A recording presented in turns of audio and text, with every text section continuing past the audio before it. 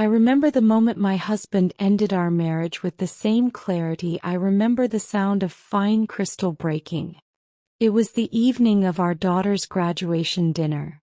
The restaurant was all candlelight and murmured applause, a place where power whispered, never shouted. Gregory, my husband of 28 years, stood to give a toast. The room hushed, glasses lifted, and then, with the charm of a man who'd always mistaken cruelty for courage, he said, "I've decided to start a new life without you." For a second I thought he was joking. I even smiled. That brittle, reflexive smile women learn after years of social armor. But then I saw the glimmer of satisfaction behind his eyes. He wasn't joking. He'd chosen this moment, our daughter's night, our family celebration, to humiliate me publicly. To announce the end of us in front of friends, family, colleagues. He wanted spectacle.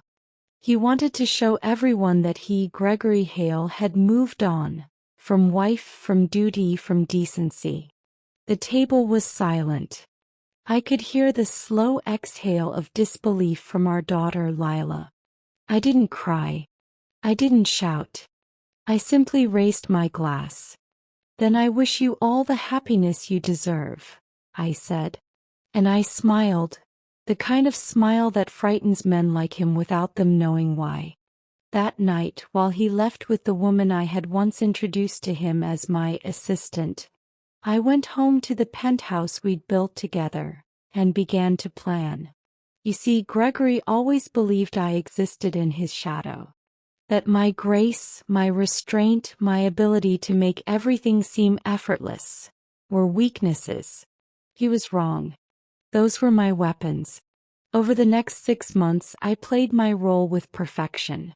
To the outside world I was dignified, even sympathetic.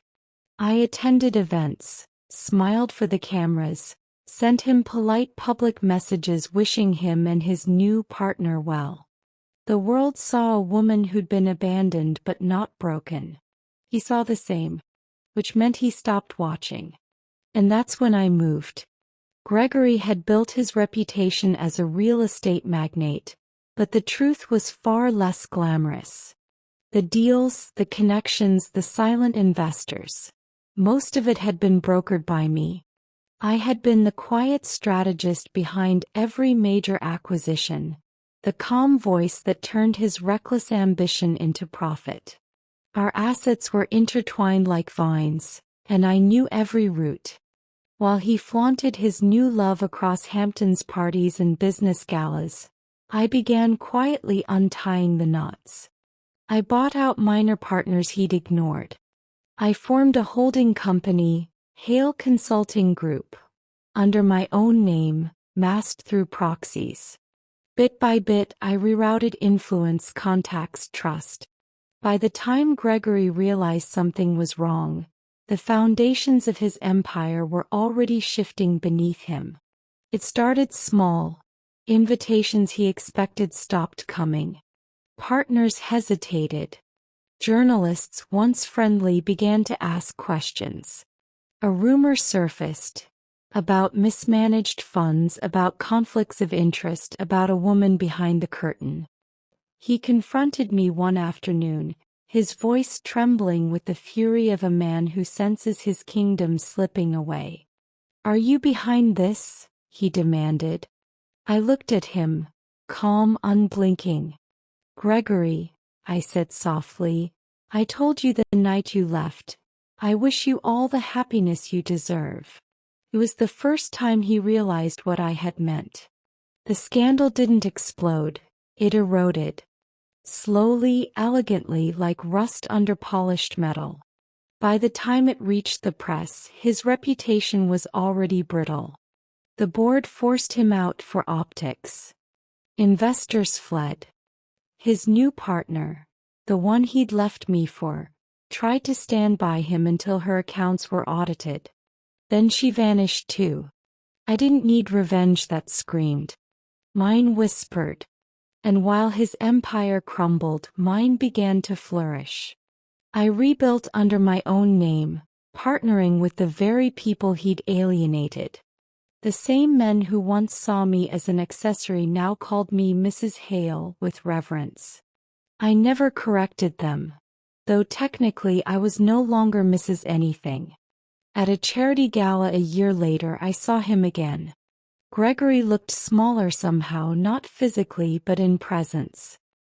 His suit hung loose, his tan had faded, and the arrogance that once filled every room he entered was gone. He approached me slowly, uncertain, like a man walking into a chapel of his own making. "Vivian," he began, his voice softer than I remembered. I've made mistakes." I smiled, a genuine one this time. "We all do, Gregory." He hesitated. "You seem, well." "I am," I said simply. "Very well." And that was all. I turned to speak to a senator, leaving him standing there among the glittering crowd, just another forgotten guest in a world he once ruled. In the months that followed, I never spoke his name again. I didn't need to. My silence was its own monument. People whispered it anyway. How Vivian Hale rose from public humiliation to command the very circles that had once pitted her. How she turned grace into a weapon, composure into currency. Some called it revenge. I called it equilibrium. There's an art to losing gracefully. And sometimes, the only way to master it is to make sure the person who cost you everything learns exactly what grace truly costs. So, when I walk through my offices now, glass walls reflecting a skyline I rebuilt with my own hands, I think of that night. The toast. The betrayal. The way he believed I'd crumble under the weight of his ego. And I almost laugh. Because in the end I didn't just survive Gregory Hale. I outgrew him. And the world, our world, knows exactly whose name it now bears. Vivian Hale. A woman who lost everything, and made it look effortless.